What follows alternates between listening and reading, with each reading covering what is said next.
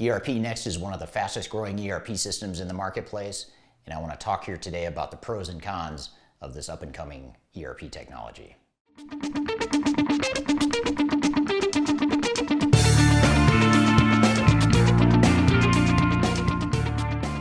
My name is Eric Kimberling. I'm the CEO of Third Stage Consulting. We're an independent consulting firm that helps clients through their digital transformation journeys. And ERPNext is one of the fastest growing ERP systems in the marketplace. In fact, I've received multiple requests to do a review of the software, so I thought I'd oblige and provide an overview of the pros and cons of this up-and-coming technology. Now, ERPNext is an open source technology, meaning that they provide the code to people that implement the software, so you can basically do whatever you want with the software. So unlike traditional commercial off-the-shelf software where the code is proprietary and you can't really change the code without very deep technical expertise, open source, on the other hand, allows organizations to change and modify the technology however they need to. Now, ERPNext positions themselves and markets themselves as an open source alternative to SAP. I don't know that I agree with that, because SAP and ERPNext target very different audiences, and companies that use the two systems usually are very different, but there definitely is a place in the market for ERPNext. And what I want to do today is talk about what some of those pros and cons are.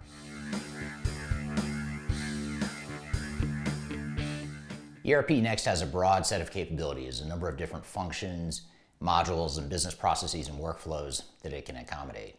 And it can accommodate your traditional ERP capabilities like finance and accounting, even CRM, customer relationship management, and sales order management. It can also handle manufacturing, distribution, warehouse management, and those sorts of things.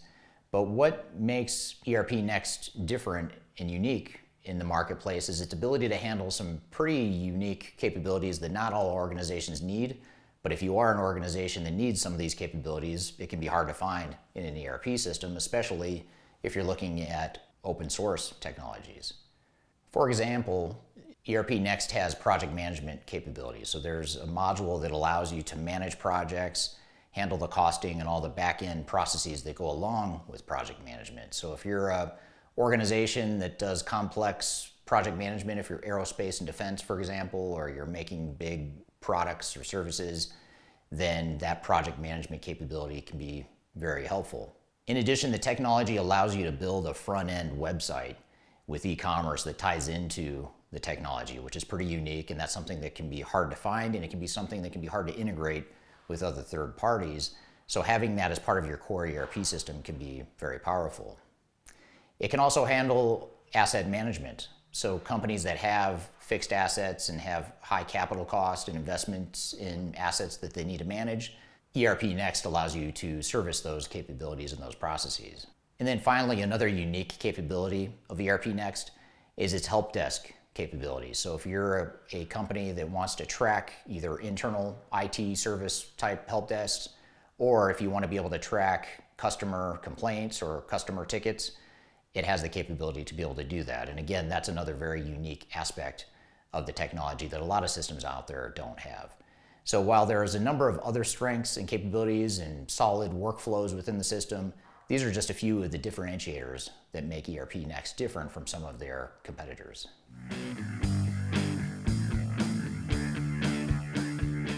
Another strength of ERPNext is the flexibility of the software. And by the nature of open source, it's going to have a certain amount of flexibility, but there's some unique components of ERPNext that is unique even for open source technologies. And first and foremost, the product is developed on GitHub. And if you're not familiar with GitHub, it's a Microsoft platform where development code and documentation can be stored and managed. And so companies that use ERPNext have access to this platform to be able to further their development and find the best fit of different capabilities for their business.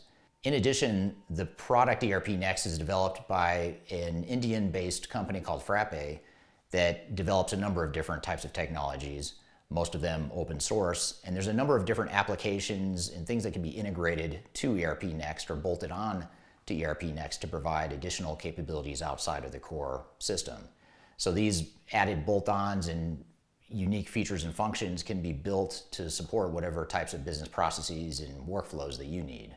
And then as I mentioned before, the product also allows you to build a website on the front end that then ties back to the ERPNext back office software. And that's a unique way to build e-commerce capabilities either within your own website, or the product can also integrate well with Shopify and other types of e-commerce platforms. So there's a great amount of flexibility in the product, not just in the fact that it's open source, but also in the platforms that it uses and the third-party bolt-on applications that can be used to add on to the core capabilities of ERPNext.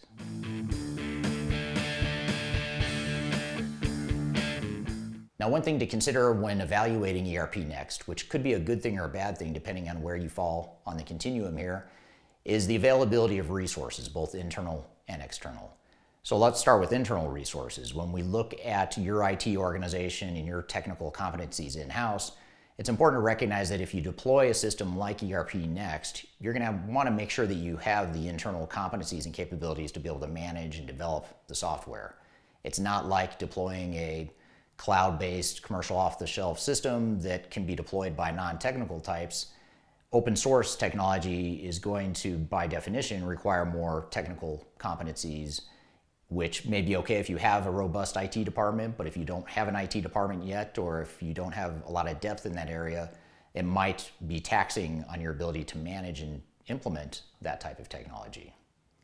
Now, when we look at external resources and the sorts of external help that you might require to deploy the software, it's important to recognize that while ERPNext is a high growth company and they are growing in terms of the number of clients using the technology, it's still not as widely adopted as some of the bigger ERP systems out there, and therefore it can be harder to find resources that know the product very well and have experience implementing and maintaining the software.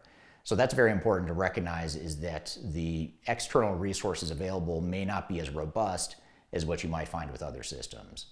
Now, another consideration as it relates to resources is recognizing that this company is based in India. A lot of the competencies that are familiar with the product are based in India.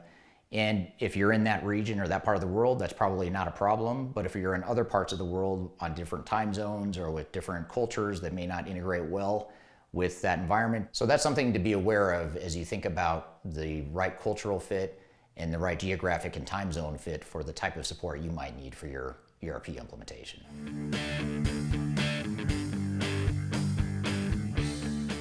Now, a lot of organizations that deploy ERPNext are higher growth companies. They're typically small, maybe mid-size organizations that are either deploying their first ERP system, or maybe this is their second step in their journey towards a newer ERP system.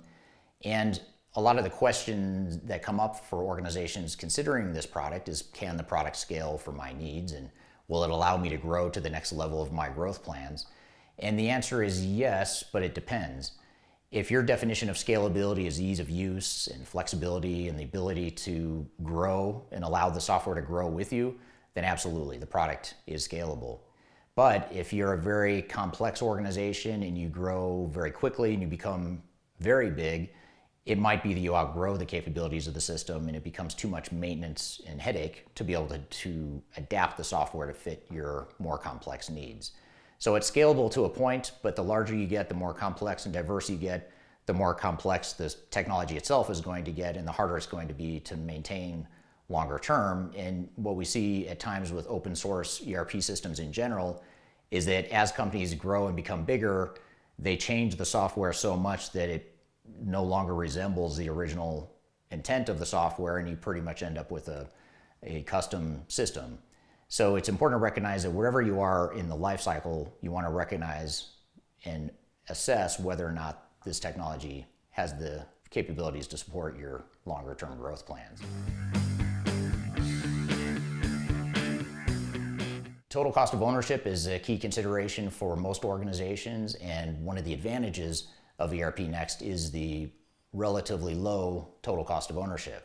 Now, this is especially true when we talk about implementation. Implementing the product itself can be lower cost than what it might cost to deploy a larger off-the-shelf system, not only in terms of the software license cost, but also in terms of the implementation costs themselves. And part of that is because the open source pricing model is generally lower priced than bigger ERP systems. And deploying it and being able to use your own resources and not having to hire necessarily very expensive resources to deploy the technology can drive the cost of your implementation down. However, longer term, the cost can actually increase and escalate to the point where it may not make sense in the long term as you grow and as you invest more time and money in changing the technology.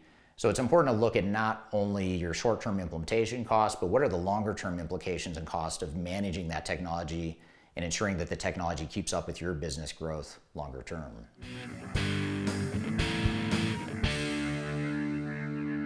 So is ERPNext a good fit for your organization? Should you include it on your short list of evaluation considerations?